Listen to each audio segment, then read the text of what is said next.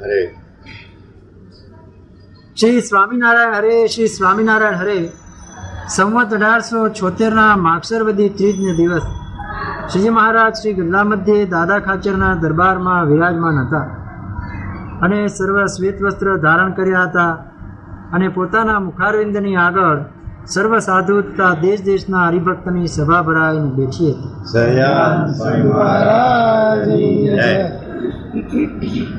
પછી શ્રીજી મહારાજે એમ વાર્તા કરી, જેના હૈયામાં ભગવાનની ભક્તિ હોય તેને એવી વૃત્તિ રહે, જે ભગવાન તથા સંત તે મને જે વચન કહેશે તેમ જ મારે કરવું છે, એમ તેના હૈયામાં હિંમત રહે અને આટલું વચન મારાથી મનાશે અને આટલું નહીં મનાય એવું વચન તો ભૂલે પણ ન કહે. અને વળી ભગવાનની મૂર્તિને હૈયામાં ધારવી તેમાં સુરીરપણું રહે અને મૂર્તિ ધારતા ધારતા જો ન ધરાય તો પણ કાયર ન થાય અને નિત્ય નવીન શ્રદ્ધા રાખે. અને મૂર્તિ ધારતા જ્યારે ભૂંડા ઘાટ નવીન એટલે કે નથી દેખાતા, મારા ધ્યાનમાં નથી આવતા, પણ થશે. શ્રદ્ધા હોવી જોઈએ. પુરાવા માટે વાત ન જોવાય કે આપણે શ્રદ્ધાથી ધ્યાન કરીને મારા દેખાવા જ જોઈએ, એ પુરાવો કહેવાય. શ્રદ્ધાનો જ વિષય છે તો પુરાવાની શી જરૂર? શ્રદ્ધા એ જ ધ્યાન છે, રિઝલ્ટ નહીં. મહારાજને યાદ કરીને ધ્યાન કરીને કદાચ હૃદયમાં ન દેખાય કે આપણી સમજણ પ્રમાણે ન દેખાય. હવે આપણી સમજણ જ એવી નથી કે મહારાજ દેખાય તો ઓળખી શકશું. ધ્યાન શું? તમે જે કલ્પી રાખ્યું છે એવી રીતે દેખાય એ ધ્યાન? તો જ્યારે મહારાજ ભગવાન નતા થયા ત્યારે બધાએ કલ્પ્યું હતું કે અમને રામકૃષ્ણ રૂપે દર્શન દે તો ભગવાન થતા, અમને નરસિંહ રૂપે દર્શન દે તો ભગવાન. એ તો બધા અજ્ઞાની હતા, કાળવળવાથી માંડીને બધે, કારણ કે અન્ય સંપ્રદાયમાં માનતા હતા ને એને જે ભગવાન ધારી રાખ્યા હતા એ એની ધારણા જ હતી, કાંઈ સાક્ષાત્કાર વાળા નતા બધા. એવા થઈને આને દર્શન દીધા. તો અત્યારે આપણે જો એ ધારણા કરી એના જેવા થયા. આપણે તો મળી ગયું છે સ્વરૂપ આ. તો શ્રદ્ધાથી જે કરીએ એ બિગિનિંગ ઇઝ ધ એન્ડ. આપણે શરૂઆત જ નથી કરતા, શરૂઆત જ અંત છે. શરૂઆત જ નથી કરતા, કલ્પનામાંથી હજી બહાર નથી કરતા. સ્વામિનારાયણ કલ્પનાતીત છે, કલ્પનામાં આવે એવું સ્વરૂપ નથી, અકળિત છે, કળાય એવા નથી. તો જે અકળિત છે એને શું કામ ધારણા કરો છો તમારી? તો શ્રદ્ધાથી એનું ધ્યાન કરો, ધારણાની જરૂર નથી. સહેજ ભાવે મહારાજને યાદ કરો એ ધ્યાન છે. ઉત્તમમ સહેજ ભાવમ દ્વિતીયમ ધ્યાન ધારણા. પછી છે એટલે કાંઈ નિયમ ન હોય. 5 વાગ્યામાં ઉઠાડીને ઠંડા પાણી નવરાવી હવે ધ્યાન કરીએ છીએ એમ કોઈ દી નહીં થાય. એના ગુરુ કરાવે છે એને નથી થતું. આ તો મહારાજ હારે જે રિયાવે અમારા નાણવામાં જોઈએ કે ક્યાં કોઈ થાય છે ત્યાં તો સમજી લેવાનું કે નહીં થતું હોય. એ તો આ લોકો તો લાઈન બંધ બેસાડી દે છે કે બેસો, જ્ઞાન સત્ર ચાલુ થયું છે, લે આવો ધ્યાન કરો સવારે. સારું છે, એક સારી પ્રવૃત્તિ કરે છે એટલા પૂરતું સારું છે, પણ એમ થાય જાય એમ માની નહીં લેવાનું. તો તે શ્રદ્ધા જે કરે શું છે દાસભાઈ? શ્રદ્ધાવાન બધા જ્ઞાન ગીતાનું છે. દાસભાઈ ગીતા આખી મોટે છે. શ્રદ્ધા હોય તો થાય. તો ધ્યાન કરો મહારાજનું. અડધી મિનિટનું નિયમ લ્યો ને, હવે આકરું ન પડે. અડધા કલાકનું નિયમ. બ્રહ્માને નથી દેખાતો, તમને દેખાઈ જશે અડધા કલાક આંખ હોય છે, સ્વામિનારાયણ દર્શન સેલ છે. આ બધું જાય તો સ્વામિનારાયણ આવે. આ લોચા છે શું સ્વામિનારાયણ દેખાતા હતા? ઘણી જ છે.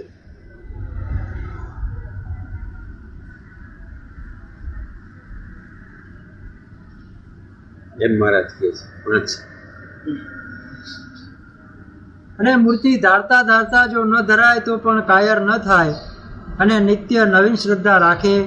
અને મૂર્તિ ધારતા જ્યારે ભૂંડા ગાઢ સંકલ્પ થાય અને તે હટાવ્યા હટે નહીં તો ભગવાનનો મોટો મહિમા સમજીને પોતાને પૂર્ણકામ માનીને તે સંકલ્પને ખોટો કરતો રહે. ક્યાંથી થાય મહારાજ? તમે તો આવા છો, ક્યાંથી થાય?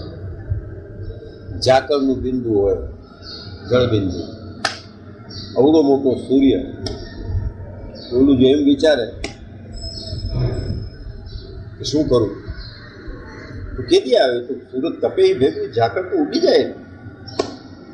ઝાકળના પાણીનું બિંદુ એકલ વાયુ રોતું હતું, રોતું રોતું બેઠું હતું. સૂરજ ભૈયા હું છું ઝીણું જળબિંદુ, મુજ હૈયે તમને પધરાવું સી રીતે જગબંધુ. તમે દૂર વાદળમાં વસતા, સાત આસોને કર્મા કસતા, બ્રહ્માંડોને રજ રજ રસ્તા ઘૂમો છો બધું. અવડું મોટું તમારું છો, બ્રહ્માંડમાં ફરો છો, તેજ આપો છો બધાને. એ મારામાં ક્યાંથી આવશો તમે? તો સૂર્ય કહેતું તું તારામાં જો, આખો સૂર્ય એક બિંદુમાં આવી જાય છે. તો આ તો સૂર્ય છે, માયિક વસ્તુ છે. સ્વામિનારાયણ તો એથી પણ પર છે. જીવ પ્રત્યે રહ્યા છે એ આવી રીતે રહ્યા છે. એને બીજી કલ્પનાથી શું કામ ધારો છે? સૂરજ કે તું તારામાં જો, ડોકું તો કર. તો જોયું કે આખો સૂરજ એટલા બિંદુમાં હતો. ક્યાં બ્રહ્માંડમાં માય નહીં, 200 કરોડ માય લાગે, એક બિંદુમાં માય.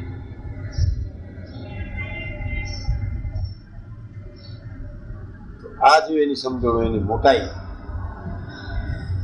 તો પછી ધ્યાન થવું સરળ થાય. નથી થતું કારણ કે માણસને, મહારાજને મનુષ્ય જેવા જાણીને ધ્યાન કરીએ છીએ. ચોસઠ તો 16 ચીનવાળા જનોય ધારી, બીજી કોઈ બ્રાહ્મણ ધ્યાન, છપૈયાવાસી, એમ સમજીએ તો ક્યાં ધ્યાન થાય? આ તો એક ઇતિહાસ છે. 1837માં આવ્યા, એ ઇતિહાસ છે. સ્વરૂપ તો અનાદિનું છે. દયા કરીને આપણે એંધાણ એરો બતાડવા માટે આ સ્વરૂપ બતાવ્યું. એરો પૈકી આ બાજુ રસ્તો છે, એ તો પેલા હતા જ.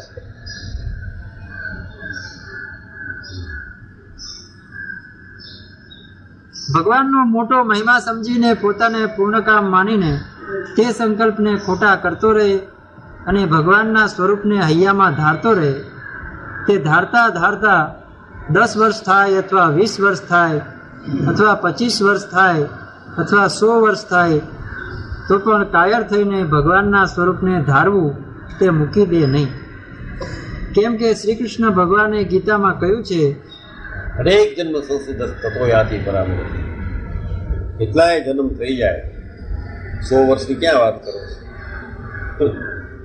ને આપણે એવું કર્યું હશે, ક્યાંક ઘણી લખાવી હશે, ત્યાં આ વખતે સત્સંગમાં આવ્યા છીએ અને આ સ્વરૂપ સરળ વાતે સમજાવ્યું છે. કંઈ કર્મ સારા કર્યા છે એટલે સત્સંગમાં આવ્યા છે, એમને ક્યાંક ઘણી લખાવી હશે, ક્યાંક મોટા પુરુષનો રાજીપો થઈ ગયો હશે, ક્યાંક એને નજરમાં આવી ગયા હશે. ખાલી ક્યાંક એને મોડું લાગ્યું હશે, આપણે મીઠું જ દીધું હશે, ખારું ને એ આપણે નહીં જોતું એ દીધું હશે, ઘણું છે લઈ લો, કોઈ કામ થઈ ગયું છે.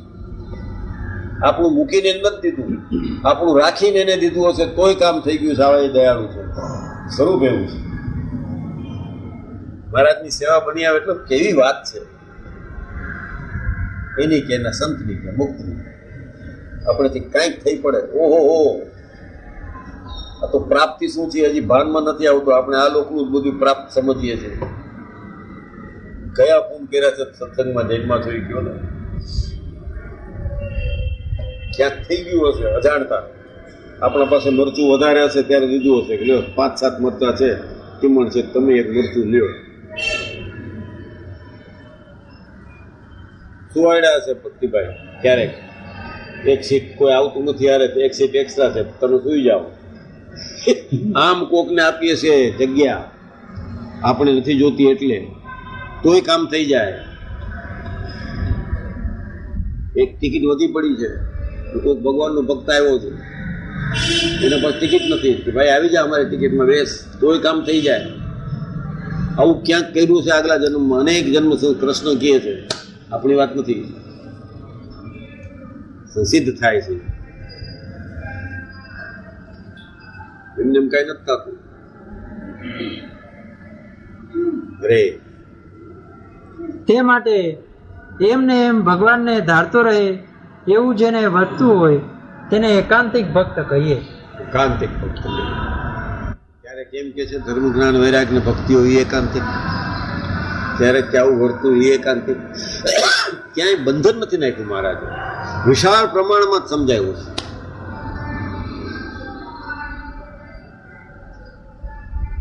આપણું એકાંતિક પણ આ તો શાસ્ત્રનો શબ્દ છે, ભાગવતમાં છે એકાંતિક. એ લીધો છે મારે ધર્મ જ્ઞાન વૈરાગ ને ભક્તિ. પણ કયું જ્ઞાન તો પાછું ડિફરન્સ છે. સ્વામિનારાયણજી સમજાવ્યું છે જ્ઞાન કેને કહેવાય, અને ભાગવતમાં સમજાવવાનું છે જ્ઞાન કેવાય કહેવાય, કે વેદમાં સમજાવવાનું છે જ્ઞાન કેને કહેવાય, એ ડિફરન્સ છે. આવું બધું ક્યારે કરવા જશે? અને પૂછે માન છે ધન છે કઈ ટાઈમ જ ક્યાં છે ને આવું બધું વાંચવાનું કામ. તો જે પ્રાપ્તિ થઈ છે એના માટે કંઈક ક્યાંક મીઠું દઈ ચૂક્યો છે આ ગણપત. ક્યાંક પેલા પોતે નાવા નથી ગયો કીધું તમે નાહી લ્યો. હા લાઈન લાગે ત્યાં વડતાલમાં. ક્યાંક નવરાવી નાખ્યા છે કોકને, ભલે નવરાવી નાખ્યા હોય પણ નવરાવી નાખ્યા છે કે મારે ઉતાવળને તમ તાર નાહી લ્યો. એ એવું પૂન થઈ જાય તોય સ્વામિનારાયણ મળી જાય. આ કઈ એમને સાધને મળે એમ નથી, કૃપાએ જ મળે. કૃપા સાધ્ય છે. તાઢ હતી ને વિચારો ઉભો તો શું છે કરતો એટલે કે નાહી લ્યો તો થઈ ગયું કામ. આપણે ટાઢ વાતી હતી ને એનું શરીર મજબૂત છે, ન આવ્યું મેં તમ તારે જ્યાં ના આવું પછી નાહીશ. બીજું તો શું કરવાનું છે? એ કઈ પાટોત્સવ કરશે? આ પાટોત્સવ તે વિશેષ છે.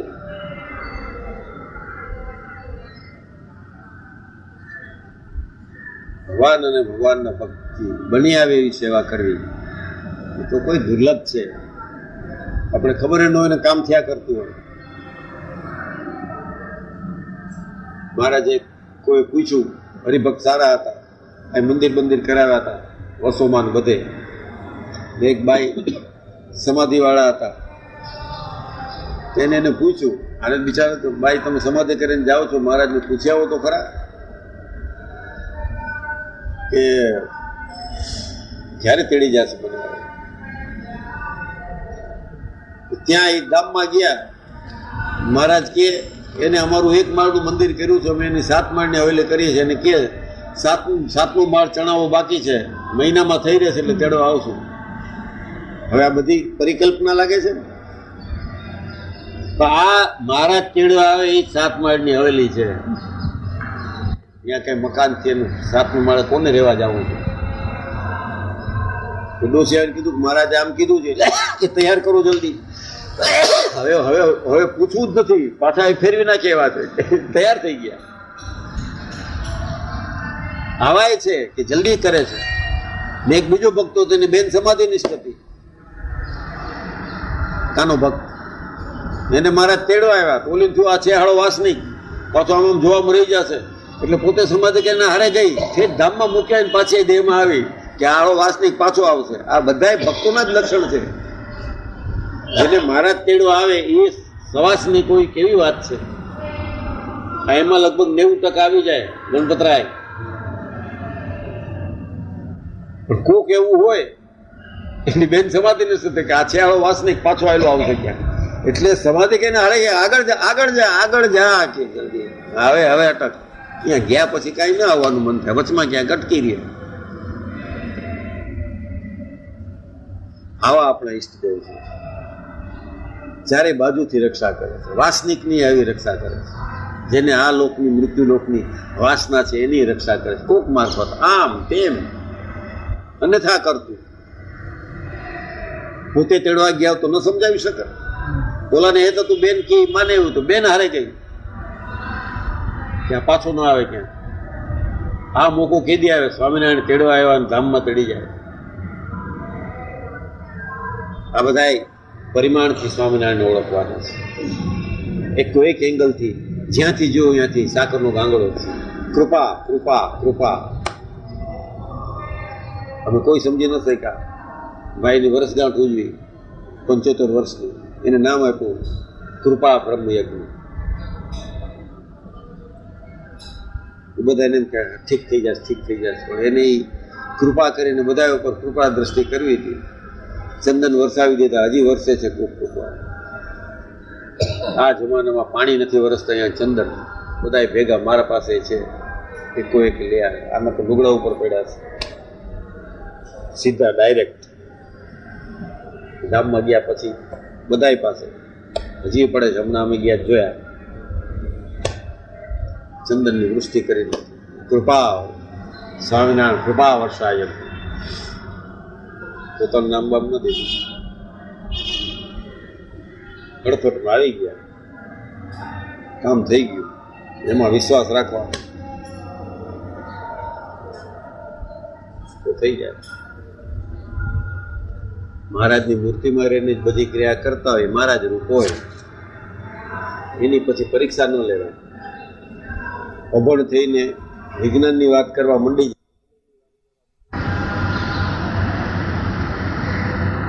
ફૂલ સ્થિતિ wise man how to think. મૂર્ખ હોય પછી અકલવાળાને કહે છે વિચારવું કેમ જોઈએ, એવું ના હાલે. કૃપા વર્ષાય આ વાત છે. ઇતિ વચનામૃતમ. આવી રીતે ગઢડા પ્રથમ પ્રકરણનું 15મું વચનામૃત થયું. સહજાનંદ સ્વામી મહારાજ.